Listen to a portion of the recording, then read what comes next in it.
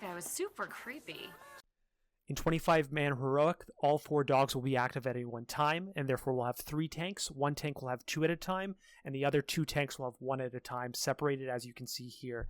If the dogs ever get too close to each other, explosions happen, so we have to keep them separated. The only 2 dogs that are attackable at any one time are the ones that are together, and so the raid damagers will stay on those 2 dogs. There will be a big swap rotation that occurs kind of like how we're seeing here, although this is a rushed version, where they'll be called out for swaps so that we can rebalance petrification rates. It's complicated, no need to get into it. Just wait for the call for swaps. The swap will occur, and the raiders damage the 2 that are together at any one time, avoiding ground effects, which will be talked about next. Each active dog brings its own elemental themed ability to the fight. The Jade dog brings a nature rod that is unavoidable. The Amethyst and Cobalt drops a ground effect that you must avoid at all costs. The Shadow Zone from the Amethyst can be walked through temporarily, but please do not stay in it. The Arcane Mine, though, once armed, will explode and freeze everyone around it, not just yourself, so always avoid the Arcane Mine unless called for. The Jasper Dogs is a little bit more complicated. He'll select 2 random raiders who are close to each other, put a beam on them, and put debuffs on each of the persons. And the only way to remove this beam and remove these debuffs is to become more than 10 feet away from your chained person, as we can see here.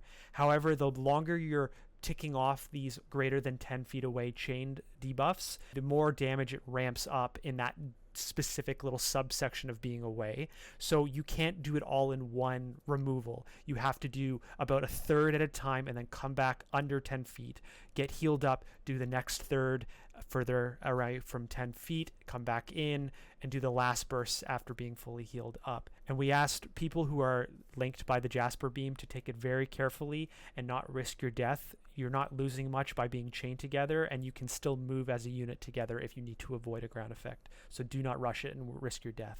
The other mechanic that relates to all of this is that the various dogs will increase a petrification rate at various cycles in the fight, and when the petrification of a certain elemental type is high, we as raiders take 90% less damage from that elemental type. And so if the Cobalt petrification number is at a high rate, it'll be called out, and at that point we're going to ask the raiders to quickly pop as many arcane mines around them as possible. You'll take almost no damage and it'll clear the space.